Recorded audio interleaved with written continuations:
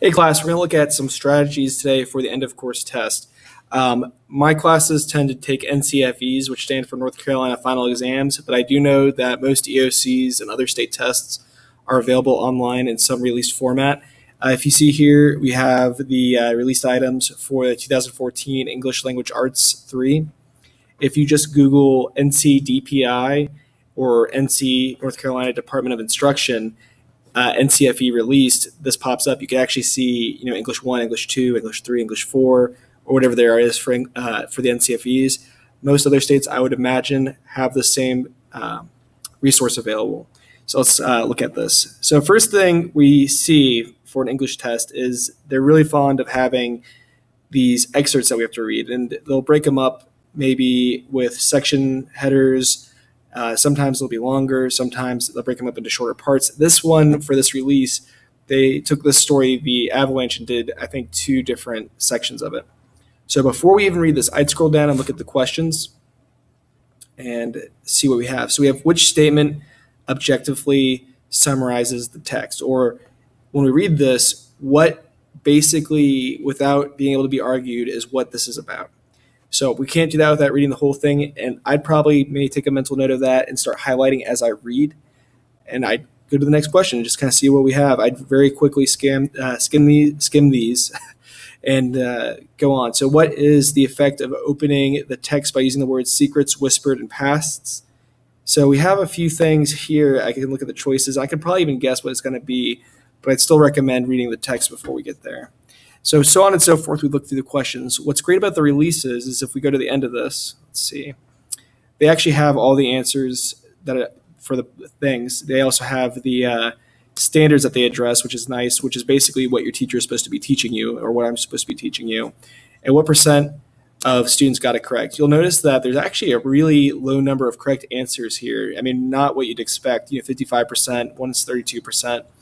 And that's kind of the thing that's shocking about these tests. ACT does this too, I think, where they'll have experimental items. Probably this was an experimental item where they don't expect people to get it correctly, and it may not even count against you, which is nice, but at the same time, it can be mentally daunting. So if you feel like you're doing poorly, remember, not many people are getting all of these right. So just focus on what you do know. Focus on what you can do. Stay confident. That's the biggest thing.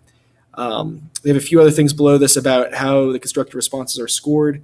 I might do another video about those, but we usually cover those pretty in-depth in class, where it explains exactly what you need to do to answer them. Those are those essay questions that you might see here at the end. I think it's right here. So anyway, so what I would do after I read the questions is I go through and I would take a little highlighter. Let's see if I can make that happen. Okay. So I got a pen. I'll do yellow here. So I'm looking through and I see secrets. So you knew, it's not going to do great highlighting. Let's wipe the screen. Okay. So if I did have a good highlighter here, I could maybe highlight under it, but I would just look at the words that I noticed from the questions, highlight them. I know that there's a highlighting tool on the online tests. A lot of times the test will at least allow you to underline the important things.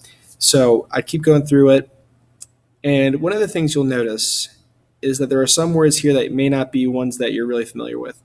We might do some videos on how to expand your vocabulary later, but really one of the things that is most important about these things is to maybe go in with some strategies for context clues, because if you don't know a word, you're not going to learn it during the test. So for instance, you might see inhumed. Inhumed here. What would it mean? Let's see. Price Euler knew that many secrets had been inhumed by the earthquake and fire of San Francisco and wondered if his wife's had been one of them. So that's kind of interesting. You might have heard of exhumed, which is when they dig up graves, you're exhuming it or you're unburying it. So inhumed is probably burying it. So, I mean, that's context clues. There's an earthquake. You might know the word exhumed. So there's a lot of stuff we can talk about with that. I'd recommend going to websites like vocabulary.com or enhancemyvocabulary.com. There are certain apps that also enhance your vocabulary, and other strategies as well. You can look at word roots, which is kind of what we did here. We looked at humed. We know N and we know X are going to be opposites. But that's what I would do is I just go through it. I would highlight what was important from what I knew from the questions and go through and answer the questions. I'd also look for other resources like this. There are a lot of practice tests both for the ACT and end of course tests. The more you practice, the better you're going to do. The more you're used to answering test questions, the better you're going to do with answering the test questions. So that's basically it. Highlight, read through every answer. I'll be honest, when I read this the first time, the only way I was able to get this first one, because I don't know if I'm just tired, my son was keeping me up last night, was process of elimination. It ended up being D. And one of the things is it's actually not, you normally expect these things to run chronologically where the first question is going to be, especially, summarizing the text is going to be, the whole thing. And most of this was found at the beginning. So hopefully that helps you. I know that there are a lot of resources out there. I'll try to post some on Canvas, and I might try to post some on the comments of this video or the description of this video. Anyway, I hope that helps. Thank you.